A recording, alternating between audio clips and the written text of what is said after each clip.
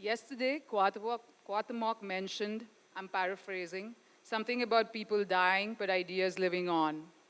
In that moment, an article I had read not long ago came back to me. Said article was written in the aftermath of ISIS burning 8,000 rare books and manuscripts in Mosul. The piece recounted an anecdote involving the 12th century polymath Ibn Rushd, aka Averroes, who wrote on logic, philosophy, theology, and pretty much everything else under the sun. As it happens, some 900 years ago, Rushd's books were gathered and burnt before his eyes. One of Rushd's students, who was witness to this, started to weep, at which point Rushd's stated very simply, ideas have wings.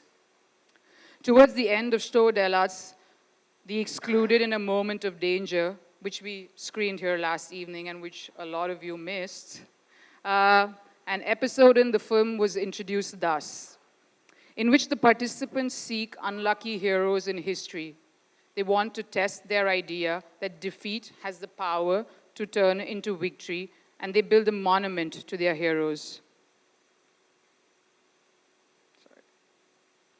One of the participants, who is also a student of the Collective School of Engaged Art, identifies Aaron Schwartz as his hero and states with a glint in his eye, one day, the World Electronic Library will be named after Aaron Schwartz.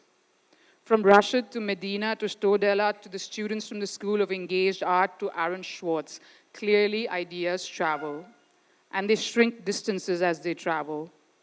Peripatetic ideas are what make contemporary art truly contemporary. Ideas never belong to a time, they're stretched across time. Belonging too much to anything comes with its risks. And in order to be truly contemporary, one has to be anachronistic. A subsequent episode of the same film by Stodelat is introduced thus, in which the year of society is unmasked. This is followed by the students bringing out a humongous disembodied ear. And I couldn't help read this unmasked ear as the monuments the student had built for their unlucky heroes. Lawrence spoke about the age-old question of art and politics, or politics and art. Sure, the problematic is old, but it is by no measure exhausted. No idea or context can ever be truly exhausted, because if we listen hard enough with our unmasked ears, then there are deep sounds emanating from everything. Ideas, monuments, publics, listening, temporality, hybridity. In today's lineup, we will encounter some similar propositions. In her presentation today, Chinni will reflect on the ripple effects occasioned by Singapore's former Prime Minister Lee Kuan Yew's maxim, poetry is a luxury we cannot afford.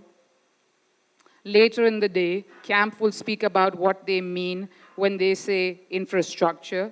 But if I can hazard a guess already, then I think they'll be speaking about the raw materials that prop up monolithic structures such as technology and knowledge.